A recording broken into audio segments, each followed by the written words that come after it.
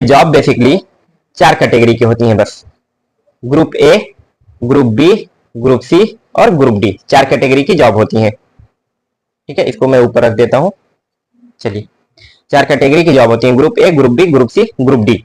Group D में सबसे ज्यादा एम्प्लॉय, ग्रुप सी में उससे कम, ग्रुप बी में उससे भी कम और ग्रुप ए में उससे भी कम। अगर आपने देखा हो, अगर आप हलवाई की दुकान पर गए होंगे तो ऐसे लड्डू रखे होते हैं ना, लड्डू ऐसे रखे होते हैं, तो नीचे की लेयर में, नीचे की सतह पर ज्यादा लड्डू होता है, उसके ऊपर वाले में उससे कम, फिर उसके ऊपर वाले में नीचे सबसे ज्यादा, उससे कम, फिर उससे कम, फिर उससे कम, ऐसा है।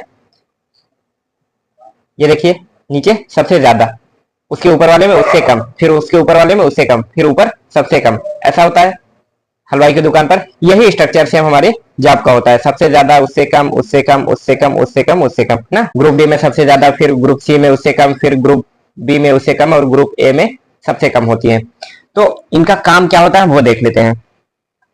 देखिए, पहले हम काम देख लेते हैं, फिर उनके लिए एग्जाम वगैरह क्या होता है वो देखते हैं। ग्रुप डी में ये लेबर वर्क होता है, ठीक है, इसमें खाली लेबर वर्क होता है, यानी कि मेहनत वाला काम होता है, इसमें ज्यादा मेहनत वाला काम होता है, इसमें ज्यादा कोई जिम्मेदारी वाली काम नहीं होती, लेकिन मेहनत होती है, फिजिकल वर्क, शारीरिक थकान इसमें लगती है। ठीक है, तो और इधर जो होता है, इधर शारीरिक काम थोड़ा सा कम हो जाता है, लेकिन मानसिक काम यानी कि फिजिकल वर्क, लेबर वर्क कम हो जाता है, कागज वगैरह का काम ज्यादा हो जाता है, थोड़ा सा बढ़ जाता है। ठीक है, लेकिन इधर टेंशन बढ़ जाती है, दिमाग जो है इधर ज्यादा काम करना पड़ता है दिमाग को। जैसे ऊपर जाएंगे वैसे ही फिजिकल वर्क कम होता जाएगा, लेबर वर्क, मेहनत वाला काम कम होता जाएगा और टेंशन बढ़ती जाएगी, जिम्मेदारी बढ़ती जाती है। ऊपर जाएंगे आप तो जिम्मेदारी बढ़ती जाएगी और नीचे आएंगे तो मेहनत बढ़ती जाएगी, लेबर वर्क बढ़ता जाएगा। ये दोनों का रिलेशन होता है। ठीक है, नीचे आपका लेबर वर्क ज्यादा होगा, ऊपर आपकी जिम्मेदारी ज्यादा होगी। ठीक है, इधर जिम्मेदारी और ज्यादा, लेबर वर्क और कम, इधर जिम्मेदारी और ज्यादा, मानसिक थकान और ज्यादा और लेबर वर्क और कम। देखिए, इनका काम बेसिकली क्या होता है वो हम देखते हैं। ये जो है गैजेटेड ऑफिसर होते हैं। देखिए, ये आपका लेबर समझ लीजिए और ये आपके क्लर्क समझ लीजिए। क्लर्क या थोड़े से एग्जीक्यूटिव ऑफिसर थोड़े बहुत होते हैं, और ये समझ लीजिए कि ऑफिसर्स हैं और ये भी ऑफिसर्स हैं। ये लेबर, ये क्लर्क, अब काम बताएंगे हम इनका। ये ऑफिसर और ये भी ऑफिसर। लेबर यानी कि इनका काम है काम को करना। ठीक है, और ग्रुप डी में जो ग्राउंड पे जो भी काम होना है, ग्राउंड पे जो भी काम होना है यार, उसमें तो काम करना पड़ेगा ना, मेहनत वाला काम होगा। और ग्रुप सी में जो है उनका लिखा पढ़ी का काम और इनसे काम करवाना, इन पर नजर रखना, काम सही कर रहे हैं कि नहीं कर रहे हैं, इनका दोनों काम होता है। कुछ हो इसमें से ऐसी पोस्ट है जो सुपरवाइजर की पोस्ट होती है। ठीक है, सुपरवाइजरी की पोस्ट होती है, नजर रखना, काम करवाना। और कुछ होती है कि कितना काम हुआ कितना नहीं वो लिखा पड़ी उसको करके एक एस्टिमेट बनाना कि काम कौन सा है, और उस एस्टिमेट को ऊपर भेजना, ये काम होता है क्लर्क का। और कितना काम हुआ, कितना बचा हुआ है, कितना खर्चा आया, ये सारे के सारे एस्टिमेट बना करके देने का काम होता है क्लर्क का। ठीक है, और ये ऑफिसर्स होते हैं नॉन गैजेटेड और ये होते हैं गैजेटेड। दोनों में फर्क क्या होता है? गैजेटेड ऑफिसर जो है ना, वो रिक्वायरमेंट्स के हिसाब से, जरूरत के हिसाब से कोई ऑर्डर पास कर सकता है, ऑर्डर निकाल सकता है। ठीक है, और ये जो नॉन गैजेटेड ऑफिसर होते हैं ये ऑर्डर नहीं निकाल सकते, उसको इंप्लीमेंट करवाएंगे, उसको लागू करवाने का काम इनका होता है। ठीक है, और यहां पर जो कुछ होते हैं सुपरवाइजर, ये उस जो ऑर्डर पास हुआ है उसको जो है लागू करवाने में नजर रखेंगे उस पर कि वो काम सही से हो रहा है कि नहीं हो रहा है, कितना काम हुआ कितना बचा, ये नजर रखेंगे। ठीक है, इंस्पेक्शन या सुपरवाइजरी बोलते हैं उसको।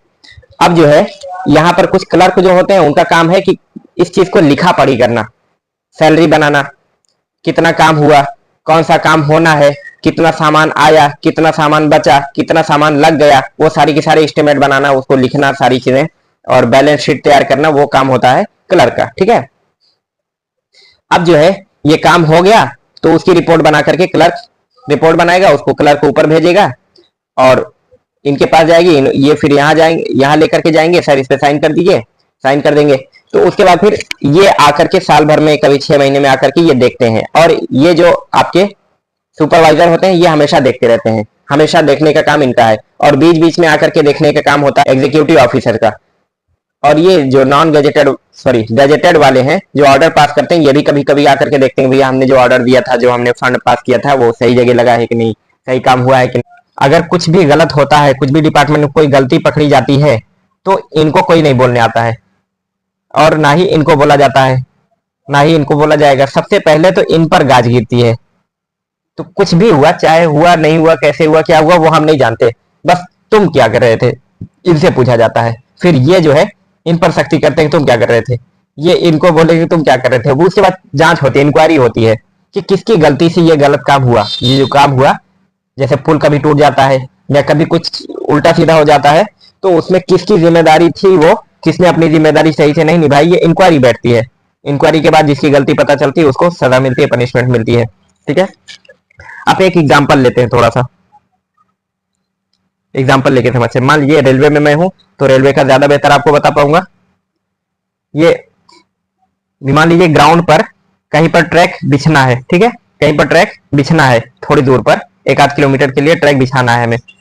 तो क्या करेंगे कि हम लोग जो रिक्वायरमेंट्स है वो इनको देंगे, जो ग्राउंड पर काम कर रहे हैं वो जो है रिक्वायरमेंट्स देंगे क्लर्क के पास। ग्रुप सी में क्लर्क होते हैं, क्लर्क के पास। और क्लर्क क्या करेगा, एस्टिमेट बनाएगा कितनी दूर के लिए हमें बिछानी है, कौन कौन से सामान लगने हैं, कितने कितने चीजें लगनी है और कितना खर्चा आएगा, वो एस्टिमेट बनाएगा क्लर्क। उसके बाद फिर ये क्लर्क ले जाकर के देगा ग्रुप बी के ऑफिसर को, एग्जीक्यूटिव ऑफिसर, इंप्लीमेंटेशन जो लागू करवाता है उसको। फिर ये ले जाकर के ग्रुप ए वाले ऑफिसर के पास जाएगा कि सर ये काम है और इसके लिए हमें इसको सैंक्शन कर दीजिए, पास कर दीजिए। तो ये क्या करेंगे, उसको देखेंगे, उसके बाद फिर साइन कर देंगे और फंड पास कर देंगे उसके लिए। वो फंड आया इनके पास, ठीक है, वो फंड आया इनके पास। अब इन्होंने जो है टेंडर निकाला, टेंडर निकाला कि इतना सामान हमें चाहिए, कौन कितने में दे रहा है। फिर कॉन्ट्रैक्टर आएगा, वो कॉन्ट्रैक्टर जो है आपका सामान बताएगा कि साहब हम इतने में कर रहे हैं, तो वो टेंडर पास कर देंगे उनको। फिर वो सामान आएगा तो क्लर्क के पास उसकी लिस्ट आएगी, इतना इतना सामान आया, इतने का पैसा आया, इतना पैसा लगा, वो पूरा अपना एक एस्टिमेट जो बनाया था उसके हिसाब से देखेगा। फिर ये सामान आएगा स्टोर कीपर के पास। स्टोर कीपर की पोस्ट होती है वो आपकी ग्रुप डी में होती है। उसका काम क्या होता है, जो सामान आया उसको रखवाना और जरूरत पड़ने पर उसको निकाल करके देना जिम्मेदारी के साथ। कितना आया था, कितना दिया गया, कितना बचा हुआ, ये बताएगा क्लर्क को, स्टोर कीपर बताएगा क्लर्क को। क्लर्क फिर उसको अपना शीट में मेंटेन करेगा कि हाँ इतना सामान आया था, इतना लग गया, इतना बचा हुआ है, ठीक है। और उसके बाद फिर जो आपके ग्रुप डी के लेबर वर्ग हैं, लेबर वर्कर हैं, ये सब क्या करेंगे, उसको लगाने का काम करेंगे, उसको यूज करेंगे, बनाएंगे अपनी रेलवे ट्रैक, रेलवे की पटरी, ठीक है।